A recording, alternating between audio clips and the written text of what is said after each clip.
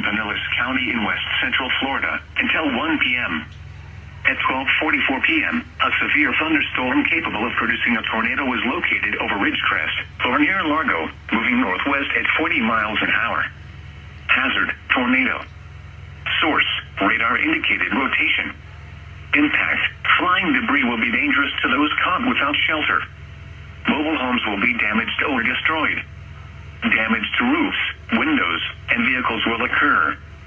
Tree damage is likely. This tornadic thunderstorm will remain over mainly rural areas of northwestern Pinellas County, including the following locations: Bellear Bluffs, Indian Shores, Walsingham Park, Bellear Shore, Bellear Shores, Bellear Beach, High Point, and Caladesi Island. Take cover now. Move to an interior room on the lowest floor of a sturdy building. Avoid windows. If you are outdoors, in a mobile home, or in a vehicle, move to the closest substantial shelter and protect yourself from flying debris. Repeating, a tornado warning has been issued until 1 p.m. for the following county: Pinellas, Florida,